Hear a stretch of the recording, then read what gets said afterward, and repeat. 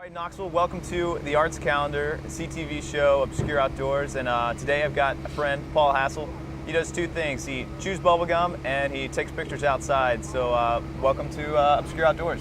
All right, thank you. How's it going, Paul? It's good to be here. Well, so tell me, what is it like to be out of college working as an outdoor photographer? It's definitely a dream, I would say that. It's something I dreamed of literally since I was 10 or 11 years old when I first picked up a camera. I would say in a very serious manner when folks would say, what do you want to do with your life, or what do you want to be? And I would say, I want to be a nature photographer. And they'd say, oh, you know, that's so cute. And they'd grab my cheeks and say, well, you should be a little National Geographic photographer. And I'd look up at them and I'd say, yes, I will be. So in a sense, you are pursuing your dream job? It really is. That's it's awesome. not certainly as glamorous as folks would make out to be most of the time.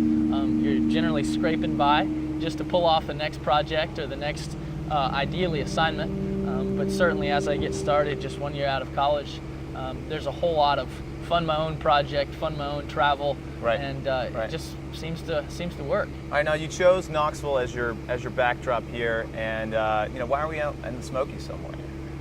Well, I would say that this is, first of all, the best city in the world, and I'm not being too extreme in saying that. I have traveled to several countries around the world, and there's something about coming back to Knoxville that it draws me in. It's my home base for sure. Nice. Now, of all the places you've traveled, what would be the most memorable, what's the most memorable place and the most memorable shot that you think you've taken? That's tough. I could answer that in two ways. One, I could pick the most recent travel to a foreign country, and that would be down in southern Chile, which is the Patagonia region. Wow. And there was certainly a moment that gripped me, I'll put it that way. And it's a particular shot in which, when you look at the image, it actually just looks like a white line leading down in the foreground, and what that is my headlamp.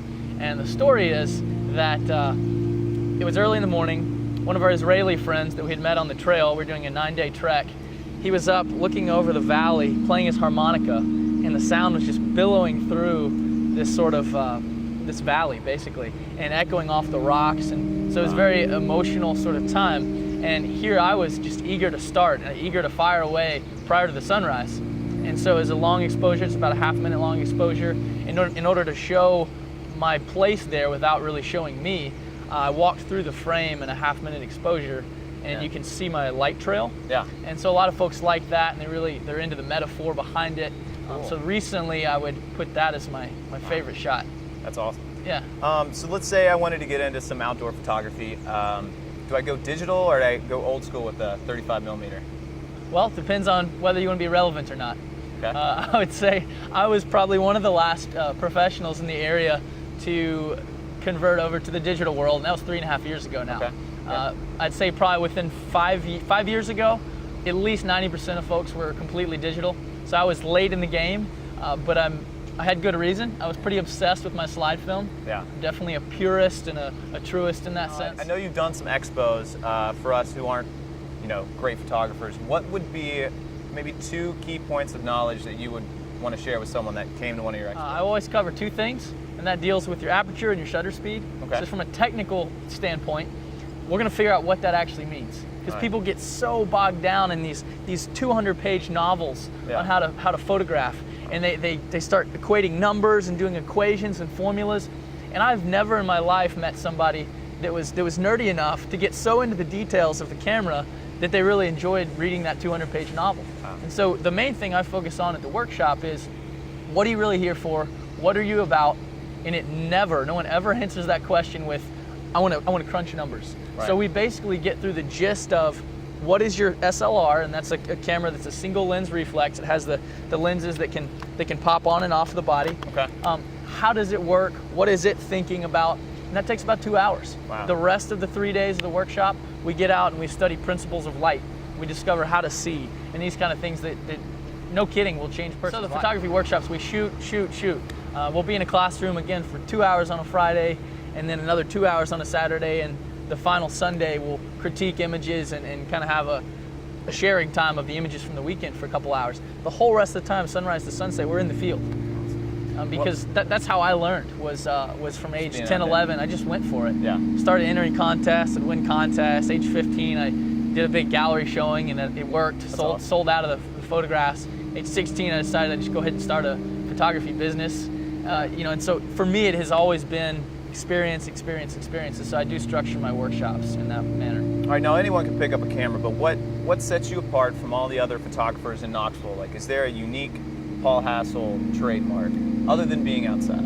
Yeah, it's a great question. I would hope that part of it would have to do with the ability to physically do some things that a lot of landscape photographers might not be able to do. Like climb a mountain? Like climb a mountain. All right. And that would be that's a great gift. I don't treat that lightly. The ability to do some physically strenuous things in order to get my camera there with me. Yeah. That frankly it's just not common for everybody to be able to do. Good to go. Well, so you said you could climb a mountain, and one of your big things right now is this climbs for captives. It's kind of small starting out, but I don't know. You probably know more about it than I do. So maybe so. Climb for Captives started by a couple friends of mine up in Seattle, and they had traveled over to Mumbai, India about 18 months ago now. And they kind of thought, well, man, there are some serious issues with human trafficking, which is modern day slavery. And there's 27, I don't know if you know, there's 27 million slaves in our world right now, wow, which is more than ever in human history. And until a couple months ago, learning about this, I didn't know there was slavery in the world. I thought, that ended with Abraham Lincoln a long time ago. And maybe Martin Luther King, cleaned up some of the scraps or something. But no, it's a huge deal right now. Yeah. Not just around the world, but right here, I hate to say it, but even in Knoxville, there's some serious issues going on.